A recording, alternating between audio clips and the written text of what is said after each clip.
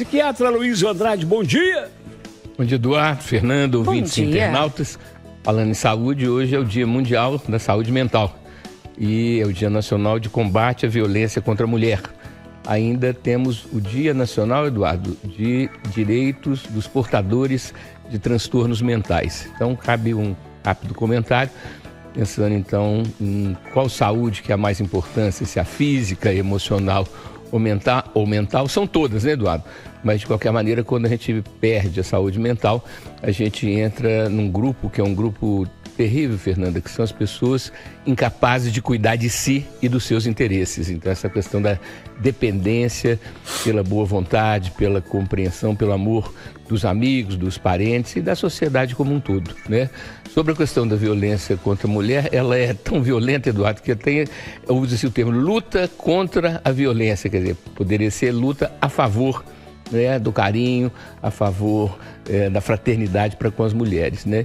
E de qualquer maneira, hoje a gente sabe que a saúde mental tem sido muito prejudicada pelo bombardeio que a gente tem, Fernanda, das notícias em tempo real, né? Hoje as coisas acontecem e fica sabendo rapidinho. A vida sempre teve dificuldades para nós seres humanos, só que essa questão de um excesso de consciência, um excesso de noção e um excesso de percepção, Eduardo, de que, entre aspas, sem pessimismo, tá, gente, mas que tudo está por um triz o tempo inteiro, isso exige um fortalecimento do eu, um fortalecimento da nossa saúde mental e emocional, porque isso constrói uma blindagem, constrói uma proteção contra tantas variáveis de risco que a gente vive convivendo diariamente. Aloysio Andrade, isso é normal, né? Sentir saudade, quem a gente mais ama é natural. A saudade, Eduardo, é uma forma de homenagem, é uma forma de reconhecimento da importância dessa pessoa na minha vida. Nesse caso, eu ainda sou menino novo, porque eu perdi minha mãe tem 1 ano, então ainda estou recém-nascido nessa situação de órfão, né? Mas eu penso que o que nós precisamos de fazer, essa daí é a intenção, nem sempre a gente consegue, mas a intenção é ressignificar a perda do convívio com o corpo físico e intensificar o nosso convívio com uma pessoa querida, no caso com a mãe ou outra pessoa querida, através de uma conexão espiritual, de uma conexão suprassensível, que a gente chama, que é diferente, Eduardo, mas a presença no coração, a presença na mente, sem a morbidez, sem uma coisa da intensificação do luto, porque isso daí prejudica, inclusive, a pessoa, Fernando, que já deixou o corpo físico. Para quem acredita, e eu sou dos que acreditam na existência do plano espiritual, há uma conexão que não é verbal, que não é de contato físico, mas há uma conexão.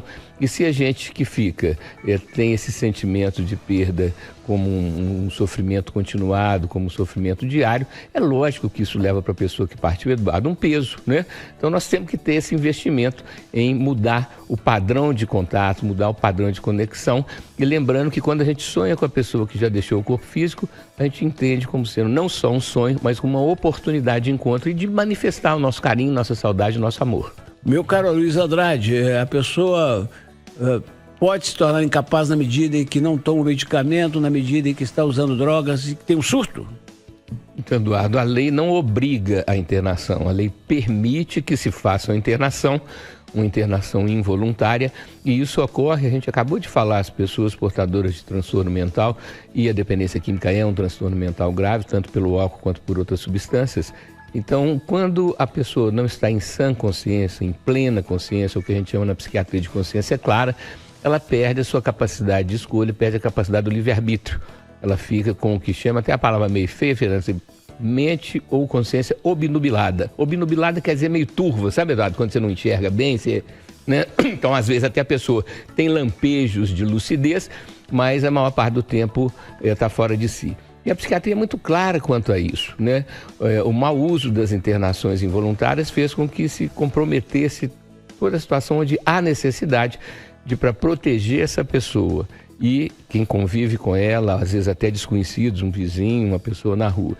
Quando a pessoa perde a capacidade de decisão, e isso pode ocorrer momentaneamente ou pode ocorrer definitivamente, infelizmente, nesse momento ela perde a capacidade de cuidar de si, dos seus interesses, ela se torna uma ameaça não só para si mesma, mas para os outros. Então a definição é médica, a definição é psiquiátrica, acompanhada da assistência social. O Ministério Público tem o papel de ter essa função do Estado, de ver se não está tendo uma distorção, né? Quantas vezes que se cria um ambiente para comprometer a imagem da pessoa, dizendo que ela está fora de si, né? Na busca por heranças, né, Eduardo? Isso é muito comum, né? Às vezes a pessoa está idosa, mas não está demenciada, não está com Alzheimer. Você olha, ele está fazendo coisas absurdas, então eu preciso de pegar tutela, preciso de ser o responsável pelos bens. Então essas distorções é que o Ministério Público tem que estar atento, a Defensoria Pública também, para cuidar. Agora, o que não podemos, Eduardo, é construir um excesso, uma coisa assim. Ninguém pode ser internado contra a vontade. Se a vontade dessa pessoa está comprometida, se a vontade de escolha dela não está normal, é uma função do Estado, é uma função da sociedade, é uma função da família cuidar dessa pessoa. Então tem que ter os critérios, tem que ter um ambiente que seja de respeito aos direitos humanos, tá certo? Mas a pessoa precisa de ficar num ambiente protegido e fechado para não comprometer a sua vida e a vida de outras pessoas. Aí, Luiz Andrade, quando eu, menino, 6 anos, indo para a escola, chegava em casa com a borracha, que minha mãe abria a bolsa, a mochila, lá, capanga, e via, ela falou assim: o que é isso? Achei, mãe. É engraçado. Onde? Buqueirão. Eu passo da todo dia, não acho nada. Vai lá e devolve. É assim, Luiz? É a questão do bom exemplo, né, e da colocação de limite no curto prazo, né? Eu tenho falado aqui com os ouvintes internatos da Itatiaia que a punição, Eduardo, ela é tão mais eficaz quanto mais rápido ela acontece, né? A punição não precisa de ser agressão, não precisa de ser prisão, mas identificando, colocar o limite. Quando a distância entre o mal feito, entre o ato inadequado e esse limite, ou seja, esse castigo demora muito tempo, a pessoa nem associa uma coisa com a outra, sabe, Eduardo? Então, por isso a importância da justiça brasileira ser cada vez mais ágil, cada vez mais rápida, e os locais de mediação onde pode se fazer um entendimento entre as partes, sem depender de juiz, sem depender de recurso, sem depender de desembargador, uma coisa que seja uma solução mais local e muito mais eficaz. Ô Luiz Andrade, tem nada mais cruel que a pessoa que leva 2 horas, acorda 4h30 da manhã, pega o ônibus às 5, se perder, danou, 2 horas depois chega no Belvedere para trabalhar na casa de alguém e já pensando na volta que começa às 5 da tarde e termina lá pelas 9 da noite. É terrível, né, Eduardo? Porque isso, inclusive, piora muito o rendimento do funcionário, né? Porque ele gasta muito tempo e não só muito tempo, muita energia, muita paciência. Então essa agilidade, né?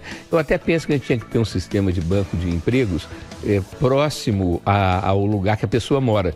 Porque se você consegue ter um trabalho que é perto, quer dizer, o ideal, né, gente, seria poder ir a pé para o trabalho, né? Faria até uma atividade física, né, Eduardo? Mas quando você tem que atravessar a cidade, quando você tem que de volta atravessar na hora de ir embora de novo, isso daí piora a qualidade de vida demais da pessoa e piora o humor dela e o rendimento no trabalho. Ô, doutor Luiz Andrade, já agradecendo a sua visita semanal, é o seguinte, é aquilo que o senhor disse, não é na margem, é como um laudo social, médico, psiquiátrico, acompanhamento do Ministério Público. Agora, unanimidade das opiniões. As pessoas não aguentam mais ver o surto, ver o crime, ver a inconsequência e ninguém faz nada. E essa internação, Eduardo, deve ser pelo menor prazo possível. É para sair do surto, é para sair do agudo, porque a maior parte não é um quadro crônico que não tem reversão. É um quadro que você saiu dessa fase aguda, usou a medicação de uma maneira adequada, essa pessoa pode retornar por convívio familiar. Mas o que não dá é para a gente deixar uma bomba relógio, sabendo que ela vai explodir em algum momento, sem providências, porque o sistema, a gente chama de RAPS, que é a Rede de Atenção Psicossocial, a maioria das vagas que tem é para consultas. E isso não basta, porque quando a pessoa está em crise, não dá para você fazer uma consulta de meia hora, 40 minutos quando muito, e largar para lá, né? E eu quero comentar, Eduardo, uma pesquisa que foi feita recente, e olha só por quem, pela Federação Brasileira de Bancos, pela FEBRABAN, dizendo que 72% das pessoas entrevistadas têm esperança de que vá haver uma melhora na perspectiva de vida. E eu quero trazer isso aqui para vocês, lembrando que dos melhores antídotos que tem contra o adoecimento mental é a esperança, é a fé, é o otimismo, é você acreditar que dias melhores virão e que o plano espiritual está aí para nos apoiar, desde que a gente também faça a nossa parte, né, Eduardo? É verdade. Antigamente, né, faço a parte que eu te ajudarei. Então, sucesso aí, que todo mundo tenha bastante esperança e bastante resultado.